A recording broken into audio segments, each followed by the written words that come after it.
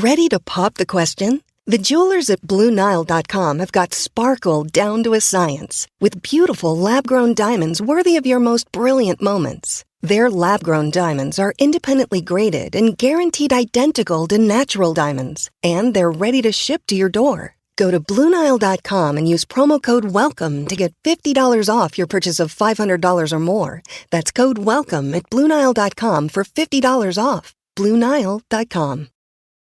Hey, I'm Ryan Reynolds. Recently, I asked Mint Mobile's legal team if big wireless companies are allowed to raise prices due to inflation. They said yes. And then when I asked if raising prices technically violates those onerous two-year contracts, they said, "What the f*** are you talking about, you insane Hollywood ass f-" So to recap, we're cutting the price of Mint Unlimited from $30 a month to just $15 a month. Give it a try at mintmobile.com/switch. $45 up front for 3 months plus taxes and fees. Promo rate for new customers for limited time. Unlimited more than 40 gigabytes per month. Slows full terms at mintmobile.com. To get the Crime Writers on Aftershow right now, go to patreon.com/partners in crime media. I'm Rebecca Lavoie, and this is Crime Writers On.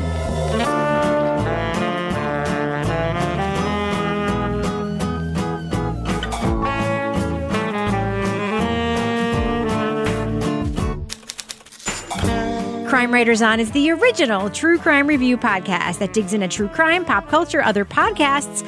And this week, a journalist investigates a 1990s murder in California's marijuana country. Was Bigfoot the killer? We'll talk about the Hulu true crime series Sasquatch. Plus, he killed more than 30 teens and buried most of them in his crawl space. Is there more to the story? We'll review John Wayne Gacy, Devil in Disguise from Peacock. Joining me to get that done and more is true crime author, TV journalist, and host of the These Are Their Stories podcast, my husband, love of my life, Kevin Flynn. Hello, Kevin. Hello, Rebecca. Also with us is author, private investigator, certified pet detective, and resident cat lady, Laura Bricker. Hello, Laura. Hello, Rebecca. And finally with us, our captain of woke cynicism, the author of the City Trilogy, host of the Strange Arrivals podcast, and our Patreon Deep Dive Book Club podcast, Toby Ball. Hello, Toby. Hey, RL.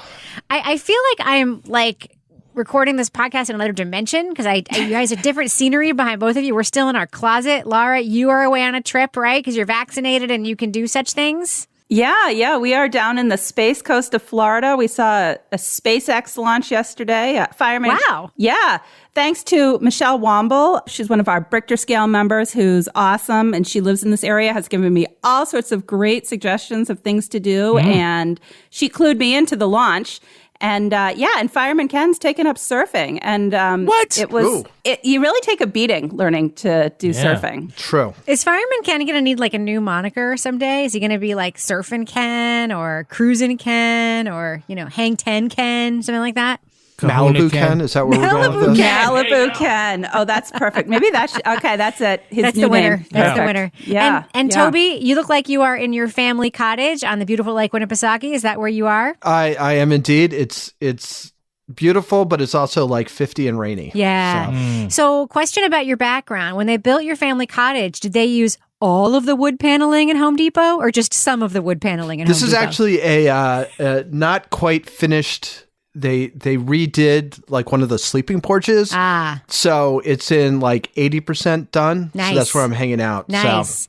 It's better than when you were up there last time and you were recording the podcast upstairs while your whole family was partying downstairs. They're downstairs right now. Oh. This is a second floor sleeping porch. But, okay. So it's not going to be quite as loud, I don't think. In the tape, we'll hear Toby's recording a podcast. What's the difference between a sleeping porch and a bedroom? You can't call it a bedroom because there's no closet and then you don't get taxed on it. That's the difference. Oh, all right. That was it. Well, this one's it's got on three sides. It's just windows and you're up 20 feet in the air. Yeah. So it's you're in the trees. Yes. Oh. And if you don't call it a bedroom, you don't pay the taxes on that room. Just FYI. That's kind of what it's about. I think legally, if it doesn't have a shelf, if you put a shelf in it, then it's a room. You can't put a closet in it. The closet is what designates it. Don't you watch HGTV when I'm watching it, Kevin? No, I know this because we have this issue with our place too up at the lake, and it's called there's a loft, and that doesn't count as a bedroom, even though there's 2 twin beds up there. That's right. And don't call it that because your taxes will go up. All right.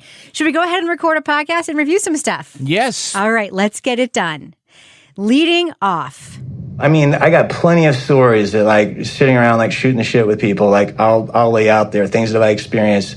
I don't think that's never been in my repertoire of, like, stories that you share about, hey, well, here's a crazy fucking thing that happened to me. Years before becoming an investigative journalist, David Holthouse worked on a secluded illegal marijuana farm in California's Emerald Triangle. He recalled one night when a group of harvesters reported a deadly encounter in the woods. He believed he had just seen 3 bodies, dead, mangled, torn to pieces. He started to say something loud and was shushed. And then he said, I'm telling you, man, a Bigfoot killed those guys. Holthouse returns to the lawless pot farms to investigate what really happened in 1993. Did the killings really happen? Who were the victims? Was a Sasquatch responsible for the attack? Or was it one of the ruthless marijuana growers emboldened to use violence to protect their operation? I feel like all the Sasquatch stories I ever heard emanates from that traumatic feeling of like, I might not belong here and something is going to take me out. Hulu's 3-part Sasquatch bills itself as a true crime series. It follows Holthouse, who serves as his own unreliable narrator, hunting a monster who may be human or who may be supernatural for a crime that may have happened or may have been the creation of stoned migrant workers. The series also explores topics like crime in the Emerald Triangle, the war on drugs, racism, and of course, the legend of Bigfoot. Spoiler alert, we are going to be talking about plot points for Sasquatch, so if you want to remain spoiler-free, go to the estimated time code in our show notes for our thumbs up or thumbs down review. Kevin Flynn, the only person who could play David Holthouse in the fictionalized version of this is Joaquin Phoenix, yes or no?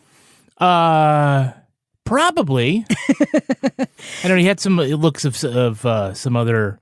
I thought like perhaps Meatloaf. Yes. I was thinking Harvey Keitel. Oh, yeah. God. I guess there are more options than I thought. I just thought like dead ringer for, Joaquin Phoenix. But anyway, let's just talk about the setup for this. Because, Kevin, the setup is 3 dead people. Was it Bigfoot? Thoughts? Yeah, it's probably not Bigfoot. Why not? Where to start? Look, so I think probably it's one of the most ridiculous setups we have for a true crime story we've ever had. Gives it a good title, though, does it not? Good title. Look, and there's a lot about it that, actually they did a good job in some parts of this, but as far as like, hey, let's investigate whether or not Sasquatch was the killer of these 3 bodies that actually nobody's ever seen or reported missing, but, maybe this is what really happened. Let's go back and bring a TV crew. It's kind of like, good luck with this one, guys. Glad I'm not the editor. Lara, your first note on this notes that you sent me for this show are, quote, you think you know what this is supposed to be about, but then you don't. What do you mean by that? Well, I mean, going in, like we have this premise that we were just talking about, like, Sasquatch, and we have these fun little, drawings and animations of, this story out in the house. And you're like, oh, this is really interesting. And you have the Sasquatch hunters. Usually before you see them, if the wind is blowing right, they have a very sweet, musky smell. That could be when she's in that time of her moon cycle and when she's really looking for love. And then basically we have a different version of that show that we watched, like, I don't know, it seems like a few years ago now, the Murder Mountain documentary. So we're basically telling that same story. So, but I was really into the Sasquatch stuff, and I was like rooting for the Sasquatch angle because me too. I love the Sasquatch hunters. I can talk more about them, but like I just felt like, oh, this is so interesting. And then I'm like, wait, I feel like we've already seen this show. Yeah. So, Toby, I know that that I don't really think it was Bigfoot, even though I am completely fascinated by the lore of Bigfoot. I kind of thought that the Sasquatch angle was going to be more important, like because maybe there would be some exploration like the kind you like to do in the stories you do in podcasts about belief and about how belief can influence action and how belief can become a culture. But they didn't really use it that way. What do you think the point of the Sasquatch setup was here, Toby? Unclear.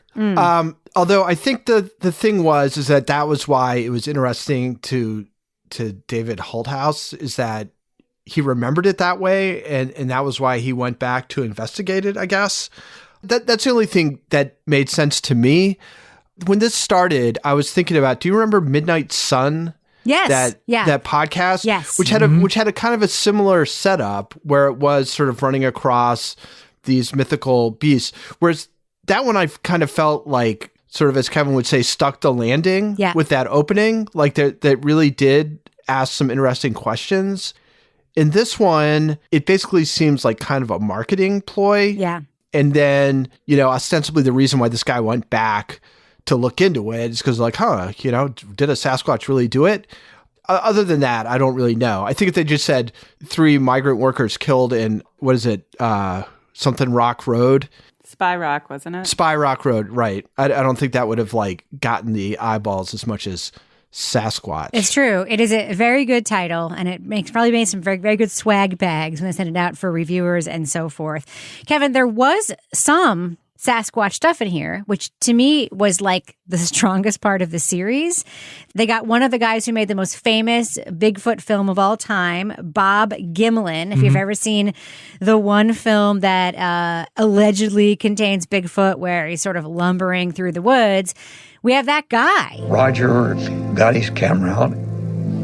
You see her make that famous turn like that to look at me when I got off the horse. When I saw her, I thought, oh my God, these things really do exist. I really liked that part only because, again, not because to me it proved the existence of Bigfoot, which as much as I want to believe in Bigfoot, I know it's probably not real, but because it did explore the lore, right? Yeah, I actually thought that was one of the things that they did kind of well. They sat down with a lot of people sort of around the lore, whether it's, the guys who did the films, or I really liked those 2 guys who were almost like a Bigfoot couple. Yeah. The one who yells Those at guys the are awesome. Well, you believe that Sasquatch can teleport. No. Yes, you do. No, I yes, do not. You do. Do not go there. And you believe that he can cloak and all that other fucking bullshit. No, I do not. Yes, you do. We've talked about this before. And you get it wrong. No, the only thing I believe... He's just a being. He's a blood and guts human being kind of creature. That could be a whole series just on those 2 guys. That's what it should have been. Yes, it could be a whole podcast or a whole series just on those people. Yeah, so that part of it was pretty good. And then they also, they touched on a couple of different things here, right? They also touched on the sidebar of, what's going on in the Emerald Triangle and the sort of lawless land of, pot farmers and stuff going on from, the back-to-earthers and they were growing pot. All that other, those things were all kind of interesting. I think it kind of gets a little muddled here when we get back to David himself. Yes. And his investigation. What is he doing? Who is he investigating for? You mean you don't know? What is the product? Yeah, what is the product supposed to be? Is the product this documentary? Is he actually writing an article? It's very unclear, right? Yeah, I think, the true crime part of it is supposed to be we're following along his investigation as he's talking to people and uncovering facts. And a lot of it seems to be him talking on the phone with people. And that's cool because, that's a way certainly a lot of magazine writers will do it. But we hear right off the top that some of the telephone conversations have been recreated. Yeah. Some of them, most of them, all of them. It just seems very performative. And that a lot of this just seems to be him talking to potentially voice actors, reenacting stuff that he's already done, and so there's really no surprise. Or people in his car who are all blurred out, right? Those seem legit, though. Yeah, they were legit, but those what seem was like extemporaneous? But what was the purpose of them? That was my question. It was to make it seem more suspenseful that everybody that he's talking to is having their voice garbled and disguised. Yeah. Yeah, it's like parboiled. So, Laura, let's talk about the quote, investigative journalist side of this. I know who David Holthouse is. I know that he actually is a writer. I know that he's done investigative journalism. I just found myself thinking, what is he doing here? Is this movie the thing that he's doing? Because the way that it's kind of pitched to us is that he's investigating it for something else and we are riding along with him, but he doesn't ever produce anything in the show. He doesn't ever write anything. And all he's doing is talking to the camera about sort of speculative stuff. You know what I'm talking about? Yeah, I mean, it was basically like a made-for-TV investigation. Like what Kevin was talking about before with everything being very performative. It was like we're following him around. We're seeing these people that he's meeting with and these people that he's talking to. My sense was that he was just doing that for this documentary, for this show, that he was not actually writing something about this, but that he was out. But I found, like, at one point I was kind of thinking of, it's kind of interesting, like the parallels between him going out there as this investigative journalist and like, do you guys remember when the Sasquatch killed those guys? And then you've got the Sasquatch hunters and their investigations. And at one point I was like, whose investigation is going to be more fruitful at this point? Yeah. Yeah. Bobos, Ghost Dance, or David Holthouse? I don't know. So, you know, but it was hard because I felt like there was some parts of this that were really strong, but I feel like it didn't know what it wanted to be. Like, I would like a whole show on these Sasquatch hunters. Yeah. I want to go hang out with Ghost Dance. I find him very interesting. But then you had these really emotional moments where you have the niece of one of the victims. And I don't recall if it was one of the victims of the Sasquatch. Different victim. It was a different victim. 1993. Yeah. Same road. Spy Point Road. Same road. She was a good voice to have on there, but that didn't really match, for me, the vibe of the rest of the show, if that makes sense. No, I completely agree with you. Because, Toby, one of the things that I found myself asking was, well, did these murders even happen? There are no bodies. This whole thing is based on David's recollection of a conversation he had decades ago. And he's chasing something, not an unsolved case that police haven't been able to like nail, not something where there's a missing person poster up, like find this person. He's chasing something that he remembers a certain way.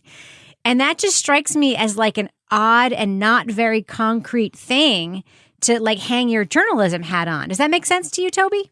Yeah. I mean, I think, I mean, there's nothing official, right? Like, it seems like everything's like rumors. And people heard this, people heard that, you know, people don't want to talk about this. So it just seems like the truth is really hard to find. And he's kind of starting with a somewhat remembered conversation that he overheard between two meth heads and some guy who he thinks is super scary and doesn't want to name. And that happened like 20 years ago. And then he shows up and people are just like, oh, yeah, that guy, you know, they raped Bigfoot, whatever his name is. Bigfoot Gary. They raped his daughter. And then he calls Bigfoot Gary. Oh, I wasn't around there. Was I, wife? And she's like, no, man, you're on the and he doesn't have a daughter. Which, by the way, that the raping of the daughter is the most racist trope ever for like so getting. So the whole thing is, but then like when he tells it, it's like, oh, okay. So like, to me, what would be kind of interesting would be like, how do you ever find out anything about what's going on there? Like, what does truth really mean up on that mountain? Yep. Because, you know, nobody's really going to tell you it. You know, it almost doesn't even matter. Right. If people were actually killed, because what he's actually finding out is sort of the social system up there and how information gets around. Yeah, I was going to say, we get halfway through the second episode before he reveals that the person who found the bodies was a meth tweaker. Ruthless and toothless. Yeah. Which, by the way, I don't want to like be like derisive toward people with substance use issues, but as slogans go, it's a pretty good one, I think. Mm-hmm. When it rhymes, yeah, it's always catchy. But I can't believe that nobody just turned to him and said, dude, you mean the thing that Larry said that night? That crazy thing about Bigfoot? You know he was doing hard drugs, right? And that was almost 30 years ago? And you somehow got financing for a documentary, man? Are you kidding me? Good for him, though, right? Yeah, in some ways. Good for him. But even towards the end, he's saying, oh, all these dead ends.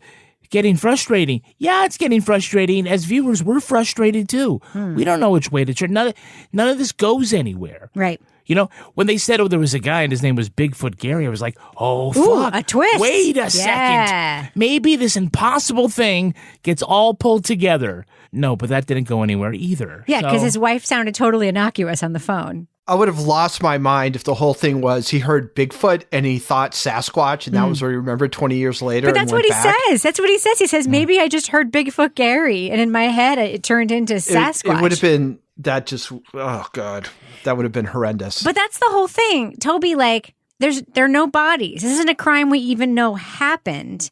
And I found myself thinking, like, I wanted it to be Bigfoot by the end of this thing. Me too. Because I didn't understand what the fuck was going on. Toby, did you have any feeling at all that, like, you kind of wished at the end they would find, like, a big footprint or something so that there would at least be some reason why this thing was set up that way? Well, if they had, I would have just figured they had totally, staged it. So in some ways, I'm glad.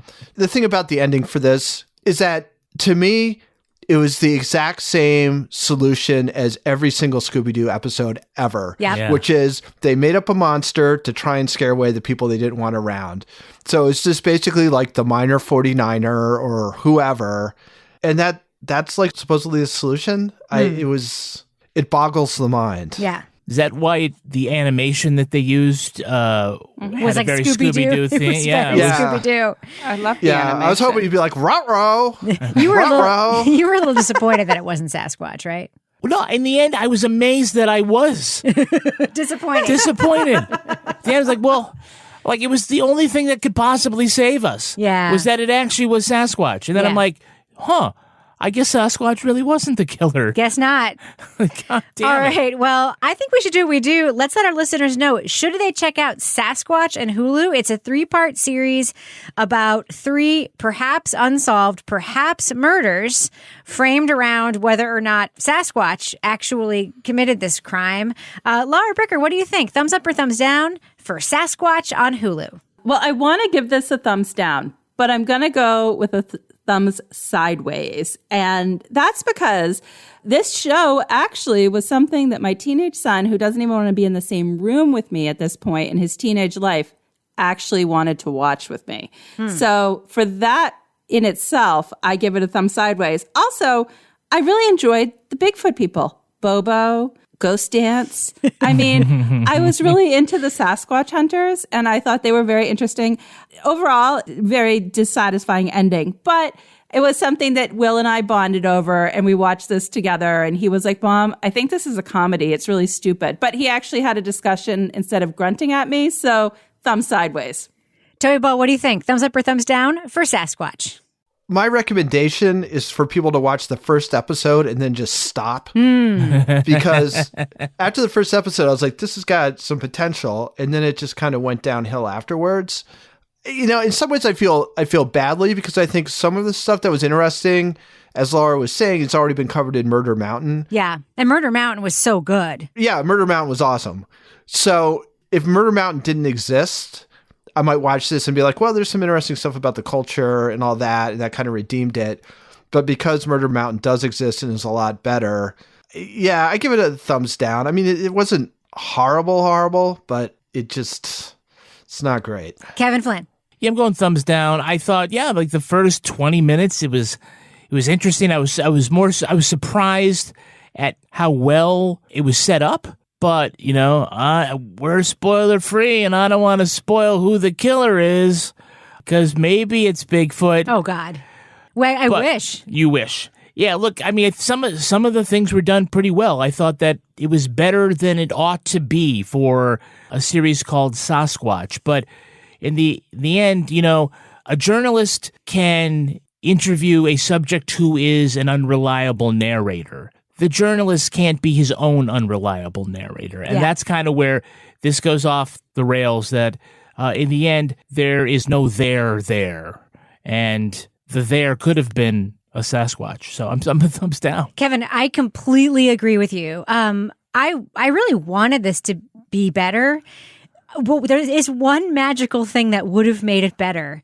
If instead of David Holthouse being our guide, if he was the main character in the documentary and someone else was the documentarian, and the documentary was about David Holthouse pursuing this story, but not from David Holthouse's perspective, but from a objective filmmaker's perspective, because he's fucking interesting. He just is. He's an interesting guy, very likable guy. I forget who the documentarian is attached to this, but it's somebody. Right, but it's the Duplass brothers. Yeah, but it's an unknown presence in the film. Yeah, right. And they don't make it about him. They make him our main subject. And it should be just meta. Like, I would have gone one step back, add a layer between us and David to sort of show him the full picture of him and to show that he's on this relentless, fruitless, ultimately quest for something that may or may not have happened. Like, there's a lot that's interesting there. It was just put together wrong. So for that reason, I have to give Sasquatch, as much as I hate to do it, because it's the best name of anything we've ever reviewed,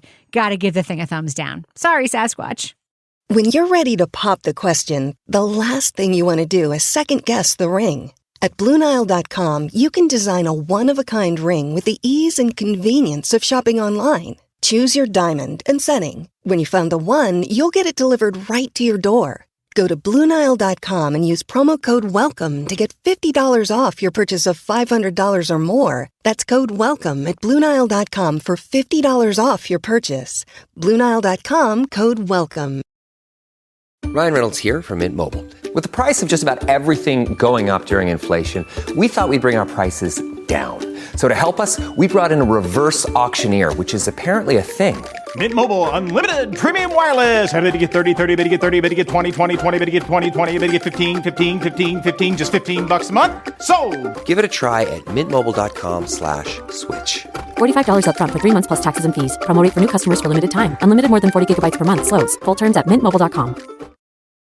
Introducing Carvana Value Tracker, where you can track your car's value over time and learn what's driving it. It might make you excited. Whoa, didn't know my car was valued this high. It might make you nervous. Uh-oh, market's flooded. My car's value just dipped 2.3%. It might make you optimistic. Our low mileage is paying off. Our value's up. And it might make you realistic.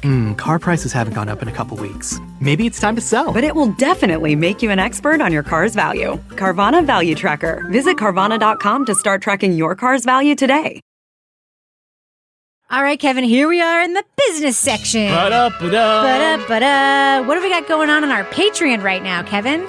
Well, we have a new Crime Writers on After show. We do? Yeah, we're going to be talking about Rebecca's favorite serial killer. So embarrassing, but it's true. And the fact that you have a favorite serial killer. It's embarrassing. Guess what? What? It's John Wayne Gacy, who we're about to talk about. Oh, right. And I'm going to talk to you guys about why and how embarrassing it is for me. And then I'm also going to ask you guys, do you have a favorite serial killer? I know Toby does, 100%. So I guess we're doing my favorite murder in the after show. We have a new episode coming out of Married with Podcast. We have a question from a listener who has a coworker who wears too much makeup. I cannot to the office. Yeah. wait to answer that question. Toby, that sounds like something you've dealt with. You just sighed. Do you have a coworker who wears too much makeup? No, I'm just thinking about how insanely frustrating it would be if I did have a coworker with too much makeup. Yeah. I had a colleague with too much perfume. Getting out of bed hard. Yeah. Well, Toby also has a new episode coming out of The Deep Dive. They're talking about Hidden Valley Road, the book by Bob Kolker, and I know they just recorded. And Toby, you said it was one of your best episodes, right? Yeah, I think it was really good. We had more guests than normal, but there was great chemistry. People who came from like very sort of different observations, different viewpoints. It was a super interesting conversation. The book, for people who don't know, is about a family that had 12 children, 6 of whom were schizophrenic. And it's really just hard to wrap your head around like how tragic that is. But the book is super interesting. It's by Bob Kolker, who's awesome. And so it was Rabia Chaudhry and Anita Cranford, Keith Sharon, and Dr. Scott from LA Not So Confidential, who is himself a mental health professional and gave a lot of really good and interesting insight into the book and some of the issues it brings up. Can I just give a shout out to my friend Rabia? You are all very busy people who took the time to read this book and then record a podcast about it. But Rabia is finishing writing a book right now. She's she's like writing her book. She's like thinking about her next book. She's celebrating Ramadan. So she's like fasting. She's like so busy. And yet she read this book and then showed up to tape our Patreon Book Club podcast. Rabia, if you're listening to this right now, I don't know how you do it. I really admire you. And that's all I got to say about that. Hey, we're asking you now to sign up for free for our newsletter at crimewriterson.com. Do it. Comes out every Monday. We've got all sorts of behind-the-scenes stuff and things that you might have missed. Tell you what's coming up in the next podcast. You get to see our Cat of the Week, see if they look like you think that they did. and some other neat stuff. All you got to do is go to crimewriterson.com. All we want is your email address, and we're not going to do anything more with it. We're not going to sell it to Target or something like that. No. Toby, do you read the newsletter yet? Do you read the newsletter? Of course. It's so good. It's really good. It's awesome. I was here for the taping, and yet I still enjoy reading the newsletter to see how you have interpreted the taping, Kevin. It's my favorite thing to read on the Turlet.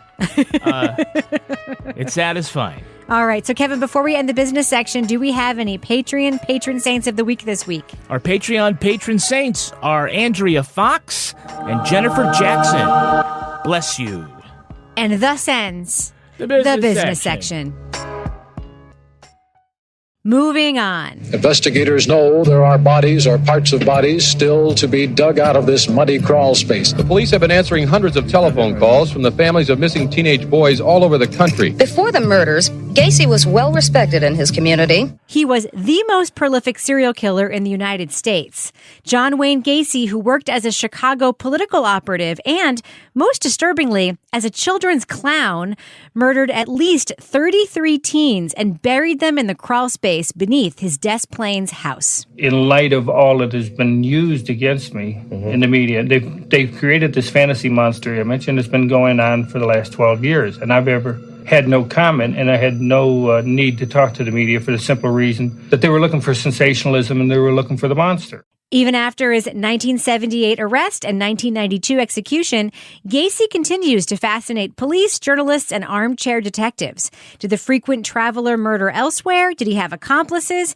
And are today's investigators blocking efforts to locate and identify other victims? You also start to say, okay, who else knew about this? Did the guy do anything before?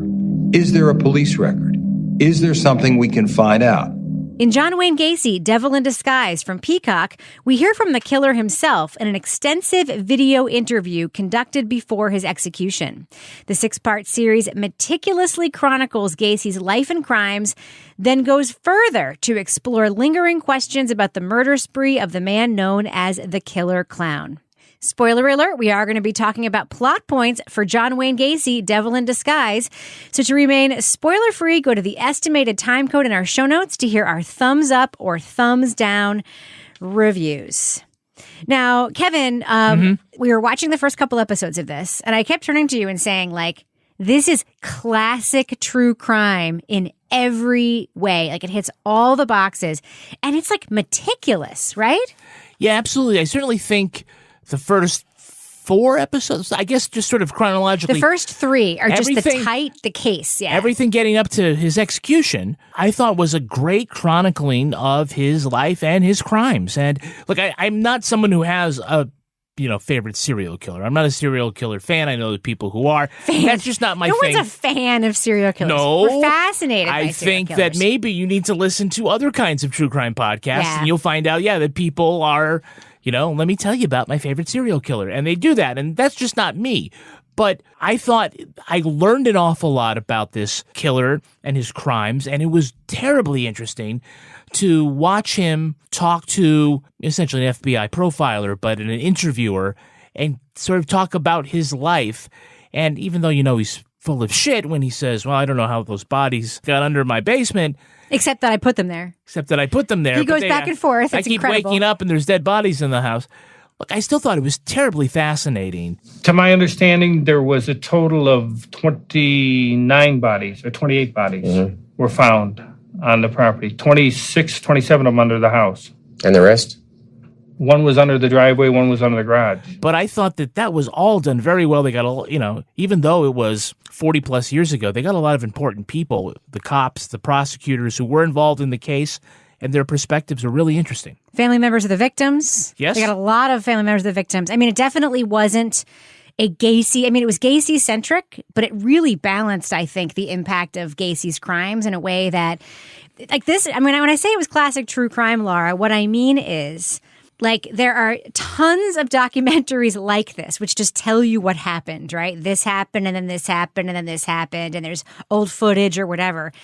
But the amount of footage, photographs, interviews with Gacy, they have Gacy's longtime pen pal who ends up being this gateway into seeing Gacy up close and personal in prison and like hearing his specific take, not just for somebody who like is fascinated by serial killers, but like it's like well done and it's classic true crime. What do you think about the Gacy case and that part of this, Laura? Yeah, I think this was actually pretty riveting. And I shouldn't say this anymore. Like Ken actually watched it, but I was like watching it on my laptop, and Ken was like, "Oh, this is really interesting." And he, usually if it's something murder related, he's like, "Oh my gosh." But I think what was interesting was we had the footage of Gacy, which was just, that really was compelling because you're just listening to him, and then you have all the right people there.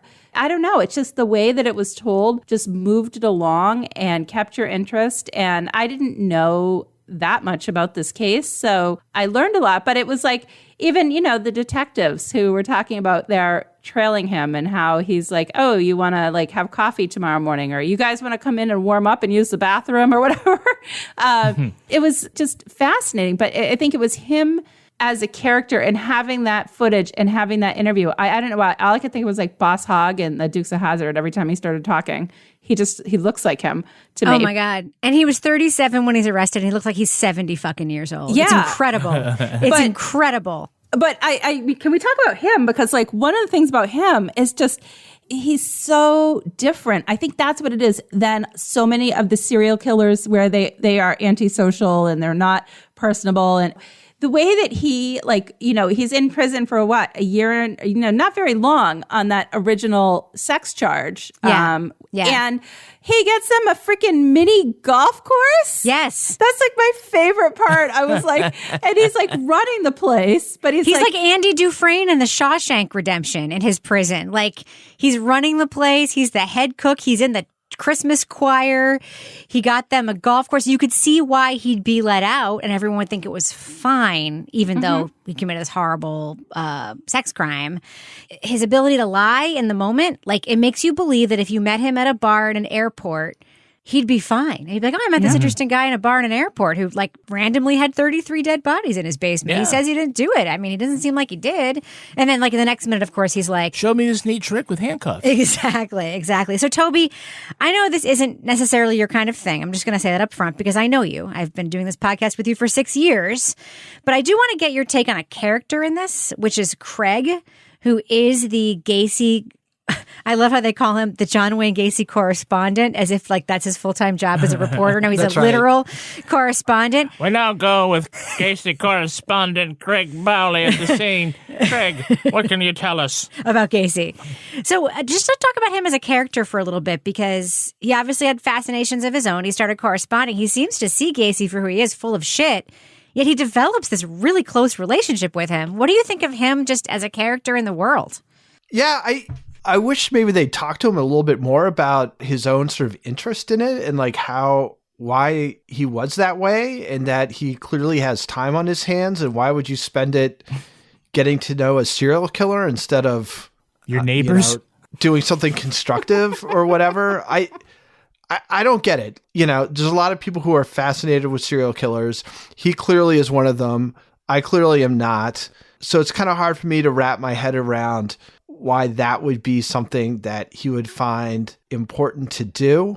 John finally responded to one of my letters, and from there, we started corresponding and talking on the phone. I thought I was going to do either a book or, a short film. But my interest was more on a personal level. I wanted to ask him why. He's not advocating for his innocence or that there should be mercy for him. I mean, he seems like he's pretty clear-eyed about the fact that he's just going to lie all the time. And he did these horrible things. And yet, I guess he finds something redeeming in him or something satisfying in having a relationship with him. I mean, he talks about hugging him right before he's executed and like feeling grateful that Gacy felt at that moment as though he had to comfort him, which, Gacy didn't feel that in that moment. No fucking way. I don't. Yeah, exactly. I mean, it was like a last little bit of manipulation that, You know, who could figure out what Gacy got out of it, but it was clearly something. Well, like, talk about the serial killer type. Mm-hmm. Gacy, you know, as you know, I'm like a huge fan of like profiling as a crime solving tool. But in terms of just like the traits of a serial killer, there are some interesting things there. Understanding the killer. Gacy ticks every fucking box. He is dynamic. He has a type. He does all the things that, like, you know, a serial killer does. Like, he's, you know, got, you know, a pattern, like all that stuff. But the interviews with him, I just find, I don't know, I think they're incredible, even though, like, in the moment, you know, he's lying. You don't for a second watching them think, oh, yeah, well, maybe it happened that way, right? I mean, I just find those interviews to be astonishing. Yeah, absolutely, Rebecca. And the way that he's like, well, let me go, like, he's got everything organized, goes, let me go to like page like 500, or like he knows all, in this interview. Like, it's like he's having a conversation like an attorney while he's sitting there with the profiler. Like, he knows all the information in the case, and the way that he's able to rationalize everything when they ask him about it, I think that's the part that sticks with you when you talk about like the lying. Like, it just like rolls off his tongue in such a natural way that it's like, does he even know the truth anymore? Yeah. But it's just, he's just such a good liar. And especially the times when they're talking about like, how did the bodies end up there? And he's just like, I don't know, like, you know, somebody must have known that, you know, and it's just the way that he explains it away over and over again is astounding. My favorite moment was when he said, it wasn't my favorite, but like one of the most amazing moments was when he said, you know, his employee killed somebody. So I just woke up in the morning and there was a dead body there. And so that must be how it got in the basement. And then I just went on my work day because I was very busy. Yeah, I didn't want to get involved. I don't have time for this. Kevin, what did you think of the interviews? Well, like I said before, I thought that they were really compelling and terribly fascinating because we don't often get to hear from a figure like that who will talk, you know, on the record. They're very rarely forthcoming about what they did and all this stuff where he's kind of, I don't know, he did a little in this interview, but according to other folks, he often intimated that there might be other people around, there might have been accomplices, and he never really sent people on a true path on that. He was like Ray in the Improvement Association. Time will tell, Kevin. Time will tell. Time will tell. Yeah, because it's easier to kind of let people think that as opposed to, I mean, if you had an accomplice and you're on death row, you don't play it halfway. You're either going to give them up or you're just like going to take it to the grave. You're not going to say, yeah, well, I don't know, maybe there was somebody else. Or, you know, so then the fact that then people start going on this idea about, well, who else could have helped him out. Now, it actually is possible that, you know, some of those folks did some of the things like, you know, dug trenches and maybe they should have known. But as far as, was he part of a 2-person serial killer team? No. I mean, I think he was not. Yeah, it was not. It doesn't seem to be any evidence of that. And so kind of like the Sasquatch interview, there's some stuff there where it's like, well, you know, are we going to be disappointed as viewers being subjected to an investigative path that doesn't really bear fruit? Toby, I've got a couple quick questions for you. One is, were you surprised to learn about Gacy's political connections and see the photograph of him with Rosalind Carter and realize that he was like a known guy in Chicago politics? Did you know that before, Toby? I didn't. I mean, the picture of him with Rosalind Carter that to me was like almost the most startling thing in the entire. I guess the two biggest startling things are that, and then the fact that he hardly talked about the clowning around at all. Clowning. Oh my God. Has any word ever been creepier than the word clowning as said by John Wayne Gacy? The clowning was relaxation for me. I enjoyed entertaining kids. Like some people are, they unwind in different ways, either by going out drinking or that. I could put on clown makeup and I was relaxed. And I enjoyed doing it. He wasn't even a good clown. Look at, like, the makeup was so fucking horrendous. I was like, what kind of clown makeup is this? He did it for fun. All right, Toby. So my second question for you is about the cops, because I'm going to talk about this in the after show, but there's a really my entree into true crime was this television movie called To Catch a Killer, which is about this case, which is a movie, but is almost like a documentary because it's so accurate. But what happened was the cops knew that John Wayne Gacy had killed all these people. They knew. They just couldn't prove it. And then the road to trying to prove it, they decide to shadow him constantly. And basically that shadowing ends up kind of unraveling him. And these cops who are on his tail at one point decide, you know what? He wants to buy us a beer. Let's let him buy us a beer. Let's go to Burgers with him. And he saw us walk in. We sat at a table maybe 3 tables away from Gacy. And a short time later, the waitress approaches us with 2 beers and says, these beers on the gentleman over there, pointing to Gacy. About halfway through our beer, we sent Gacy a beer. What did you think about that? I mean, that wasn't on purpose in the moment, but what did you think about those cops who just made that choice, Toby? It seems problematic to me, although I'm not sure I can really explain why. I feel like a good defense attorney would be able to use that to sort of impeach their testimony or whatever. But I don't know. It seems fraught, right? It seems like you're setting yourself up to be manipulated. It seems like you're setting yourself up for maybe not having things go by the book, so it gets tossed out in court. It just seems like, you know, I guess it ended up pretty well because the guy goes to the bathroom and then gets the stench, and that's what kind of leads into that. But that couldn't have been part of the strategy. I think that was sort of a happy coincidence. So happy? I don't know. You think that was a happy coincidence? Well, for whom? Happy for the cops. Well, I say happy coincidence in the generic term, which is they got something out of it that they weren't expecting. Yeah. But I don't know. I would have been uncomfortable with it if I was their boss. I would be like, yeah. Don't freaking go out to dinner with him again. It was the 70s, though, you know? Look. Everything went. I mean, it's funny, Laura, you sent me a note that was something that I kept saying over and over again, which is that, like, we have one dead mouse in our house.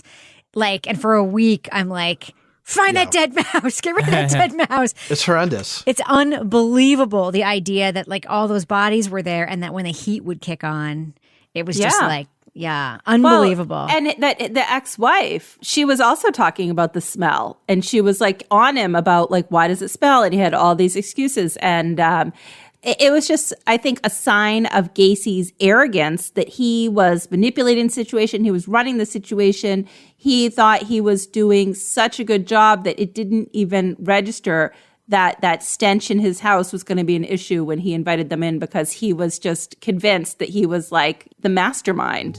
The day that I walked out of that house, he said, one day you're going to read about me on the front pages of the newspapers. Even being married to him, there was a lot that I didn't know. Kevin, what did you think of the cozy relationship the cops pretended to have with Gacy as they were tailing him? Well, look, the cops had been made. Right? I mean, their cover had already been blown. He knows that they're following them. If he's the one who says, come on in, you know, come over to my table, let's go get breakfast, then he's putting himself at risk, you know, legally. I don't blame the cops for that. Certainly, he wasn't Mirandized. He wasn't under arrest. They were surveilling him. And if you're going to say, well, let's sit down and have coffee, maybe he'll say something incriminating, then yeah, I would absolutely take advantage of that. I think that Toby thinks that maybe the cops' bosses would be concerned. I would think that Gacy's attorney would be incredibly concerned about that. I guess the only thing I would say is, like, I was thinking about making a murderer. You know, I don't think they could have known there were 33 bodies underneath his house, but they would have been like, okay, so these cops are like walking around his house and nobody's paying attention to what they're doing. You know, he's cooking dinner. There's one cop here. There's one cop there. You know, how do we know there's nothing nefarious going on? Like, that's the kind of thing. Those cops planted those 30-something bodies. Well, I think right, but if they didn't realize there were all those bodies under there, and there was just like they found like somebody's class ring, you know, and it's just like, well, how do you know they would just be like, how do we know the cop didn't plant it there? He was unsupervised. He was in the house. He shouldn't have been in the house. Yeah, but I think Toby shouldn't have been in the house. He was invited into the house. Yeah, but so I'm just going to say that. If you're going to fault anybody, you got to fault Gacy. Gacy had hubris. Yeah. He invited them in. But he was insane, too. Imagine how depraved you have to be as a client for an attorney when your attorney tells the cops, make sure you keep following him. You have to catch him. Shoot his tires out. Yeah. Like, it's bad. Like, imagine how bad that, you know, it's like how depraved you have to be. Now, Laura, but before we move on to a couple other quick plot points, what do you think of the fact that we have Gacy's sister in this documentary? I think she was a great voice because a lot of times when we have family members, either they're defensive or they're just too upset to talk. And she was really good because, not only was she like fully acknowledging just the horror of what he had done, but she also gave that historical context, what he was like as a kid and growing up. But then she also, what I liked, was listening to her sort of go through the process of what it was like to find out what was happening and putting the pieces together as she was learning information as they were digging under his house. And as when he called her from the prison before and she was like, he was like having a grand old time up there. Like he was like, right. I can't remember what she said, but she had this great expression for like, like he was like at the country club or something when he called her. I thought she was a great voice because, we all know in the true crime world, it's hard to get family members that are willing to be self-reflective. And obviously a lot of time has passed. And, I think that factored in. But I thought that she gave a good window into another side of the case. Yeah. What do you think that we have a couple of escaped Gacy potential victims that we hear about in the documentary, Laura? That was, oh my gosh. The guy who was like the high school wrestler who managed to like get out of the handcuffs because one wasn't on his tight and he flipped him over and did his wrestling move. And Gacy's like, oh, you're the only one who's ever done that before. Like he was kind of impressed, but so we had him, and then we also had the poor guy who they didn't want to testify, and I felt so bad for him because it's like, the fact that he had gotten to that point, he needed to do that. And was that the one guy who had like acid on his face or something from Gacy? Yeah. Yeah, that is chloroform burns. Chloroform, I'm sorry. Yeah. But, can you imagine having escaped from him? I mean, when you look at the number of bodies under that house and to be one of the ones that escaped, I mean, my God, that took some maneuvering, to put it mildly. It seems like he just killed everyone. Like he wasn't smart in he was smart because he got away with it for a really long time, but he wasn't smart in that he didn't vary the routine. Like if you were young and you came to work for him, there's a good chance you're going to get killed. It was very easy to put the pattern together once you saw that picture. Now, Kevin, I don't want to linger too long on this because I think most of the meat of the documentary is in the initial episodes. Mm-hmm. But then because this is a 6-episode thing, they get into some other areas. They talk about, potential collaborators, colluders. I think we've already addressed that. But one of the things they talk about is some of the victims being unidentified, the potential for more victims, which I think is a very interesting angle because even the sheriff thinks there are probably more victims. Right. But there is this whole other storyline about a mother whose son was misidentified as a Gacy victim, potentially. What did you think of that turn in the documentary?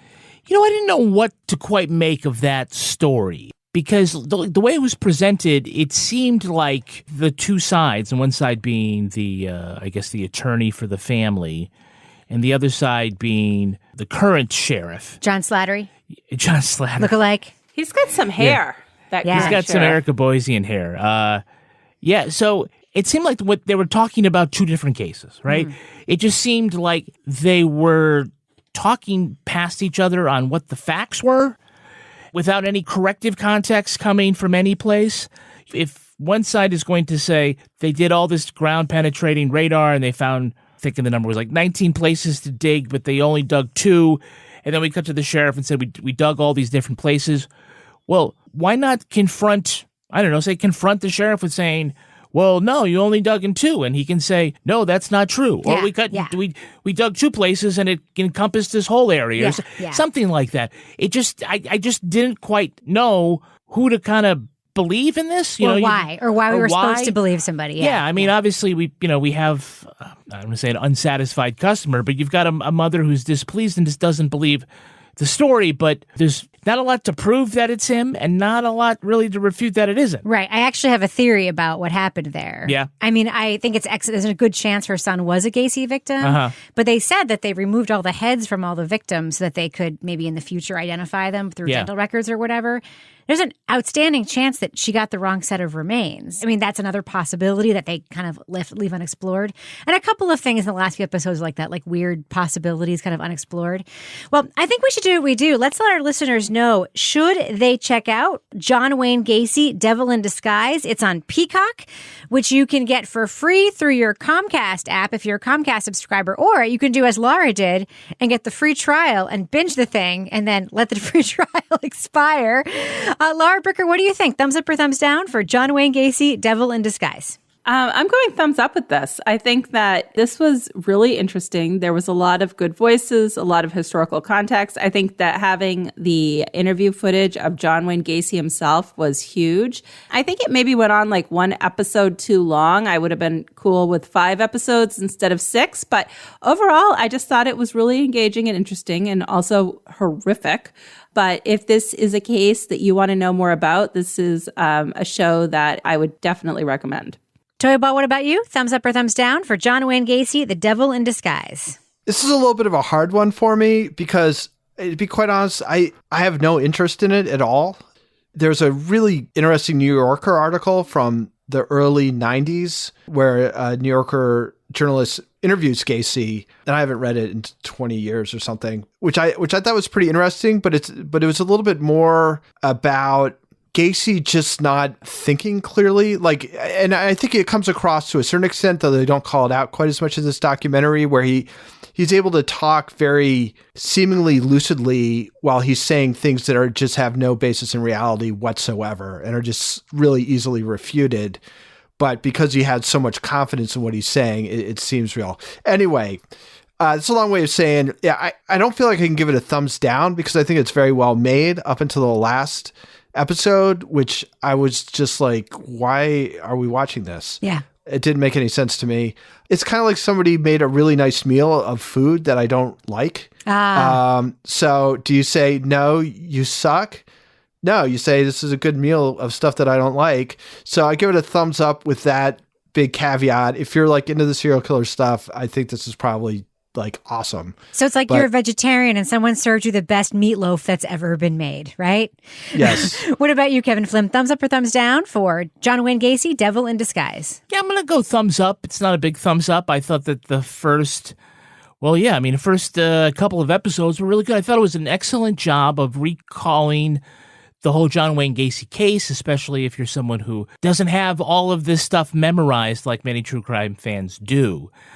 What makes it, stand apart is that we have a lot of John Wayne Gacy in it, and so that you can evaluate him for yourself. And certainly the shifty eyes and the evasive tactics. There's something to learn from that.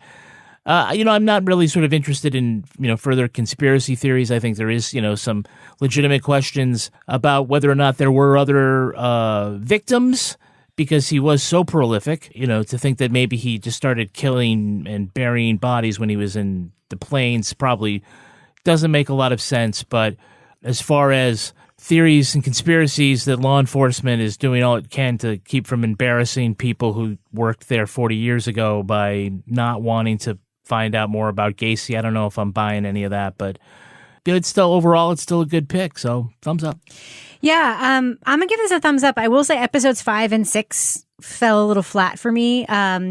It doesn't matter whether or not John Wayne Gacy hung out with pornographers and pedophiles. It doesn't matter. I mean, he probably did. Does that change the fact that he killed at least 33 people and threw most of them in his crawl space? No, it does not change that fact. It's not a conspiracy whether or not he hung out with other people who were into bad things. A very likely thing is that the young men who worked for him at the time, who, surprised, didn't speak to the documentarians. I wouldn't either if I were them. One of them obviously died by suicide, but the other one is still alive and wouldn't speak to them. I wouldn't be surprised if they knew about this stuff and did it and helped him, because he basically was their livelihood. Like he had them under his control. So as we know from many other stories like this, you kind of go along to get along in a situation like that. They're also victims in their own way. So I just think that stuff was given too much oxygen.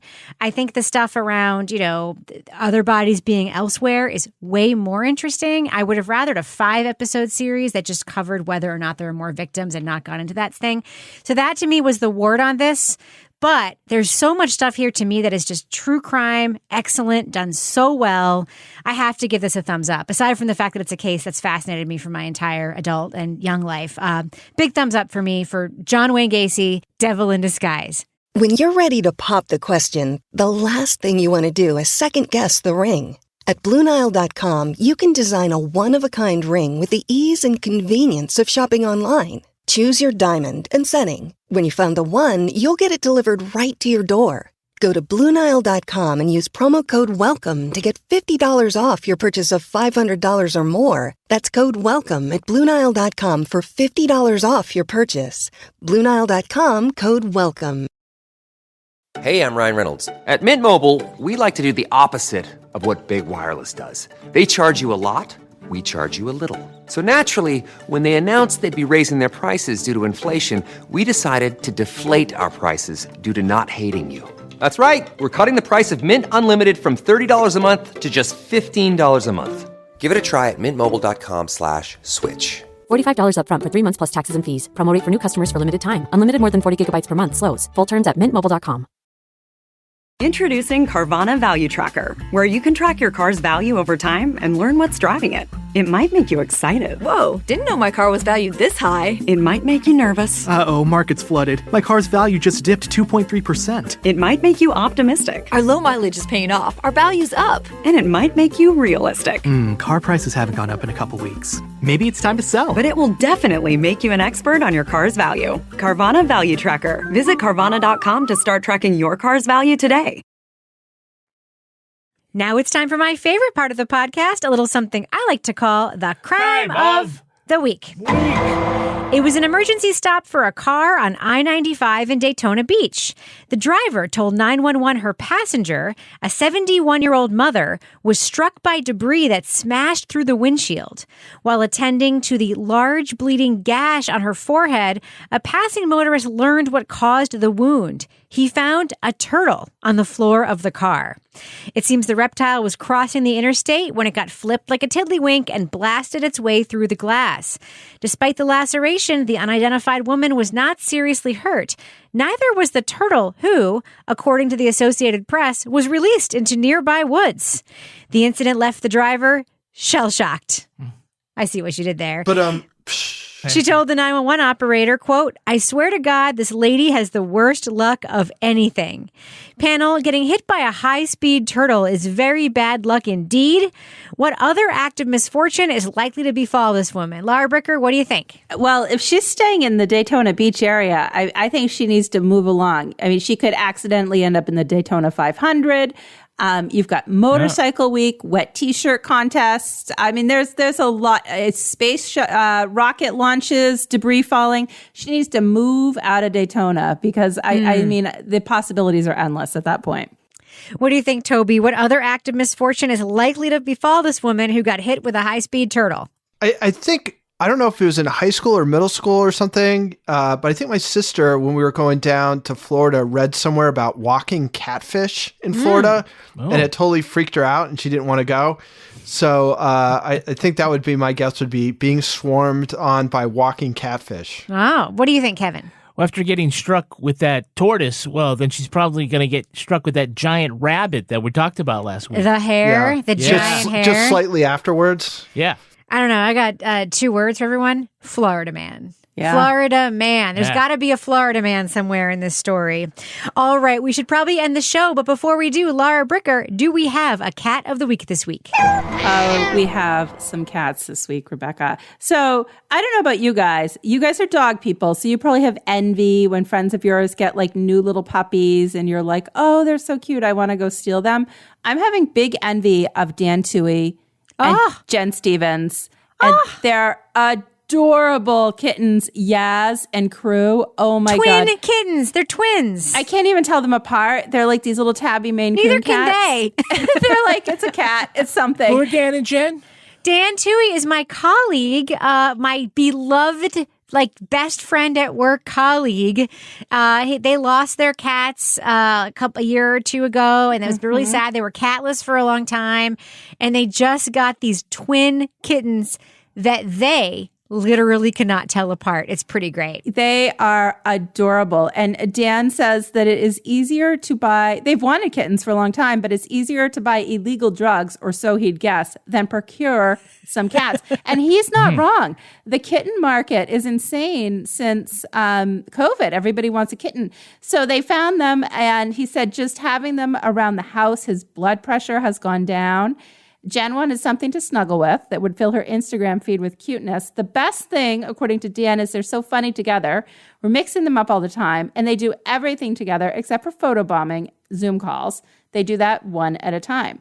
And they are just, so what got me started on this is that one of them, I don't know which, was doing the Kitty Weenie. Neither do they. They were doing the Kitty Weenie show, which Pippin, the fat kitten, also likes to do. So Dan and They Jen lie on their back. Yeah, the Kitty Weenie show. I promise I won't steal your kittens, but it might mean that I have to get another kitten because they're so darn cute. So Yaz and Crew, cats of the week. They are pretty cute, even though I can't tell them apart either. All right, Laura Bricker, if folks want to pitch to you, by the way, you sought them out to be cats of the week. He didn't pitch these to you, right? No, they didn't pitch them. I was like, actually, somebody sent me a cat of the week, but they didn't have a picture. And I was like, I love those kittens so much. And every time there's a picture, I'm like, I'm going to take their kittens. Same. And anything that makes Dan Toohey happy makes me happy. Laura Bricker, if folks want to pitch you their animals of any kind, dogs, cats, emus, llamas, we had a fucking seal a couple weeks ago, how can they find you on Twitter? They can find me at Laura Bricker. You can also email us at crimewriterson@gmail.com, which truthfully is how we get most of our cats of the week. Toby Ball, folks want to reach out to you and say it was in fact Sasquatch that murdered those potentially imaginary victims on Murder Mountain. How can they find you on Twitter? At TobyBallNH. And Kevin Flynn, if folks want to reach out to you and say to you, hey, how can they find you on Twitter? I'm at Kevin P. Flynn. And if you want to follow me on Twitter or Instagram, you can find me at Reb Lavoie. You can also follow the show on Twitter at Crime Writers On. And I encourage you to join our truly amazing community in our official Crime Writers On Facebook discussion group. We also have a regular old Facebook page. That doesn't matter. Go to the group. Support the show at patreon.com/Partners in Crime Media. You'll get the Crime Writers On After Show, Married with Podcast, Laura Bricker's Leave It to Bricker podcast, and Toby Ball's Deep Dive Book Club podcast. Yes, we have 4 shows on our Patreon. It's pretty great. Our theme song was composed and performed by Ty Gibbons. Our line editor is the very handsome and end-of-semestered Olivia Burdett. The executive producer of this fine show is Kevin Flynn. This show was recorded in the Yoga Loft above the Bodega in Bay St. Louis, Mississippi studio, otherwise known as Studio C, the closet in our New Hampshire basement, where the only thing buried is our unhealthy fascination with Bigfoot. On behalf of all the crime writers, thanks so much for listening. We will catch you later. Wow, I'm being as efficient as fuck in this podcast. Boom, boom. All right. This is what happens when you get the vaccines. Like, I'm not going to fuck around tonight. I'm drinking this rum and I'm getting into bed with a fucking hot water bottle the minute we're finished with this.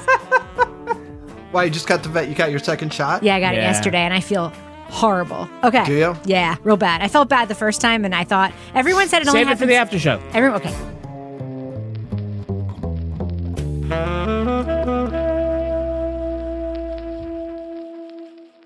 Partners in Crime Media.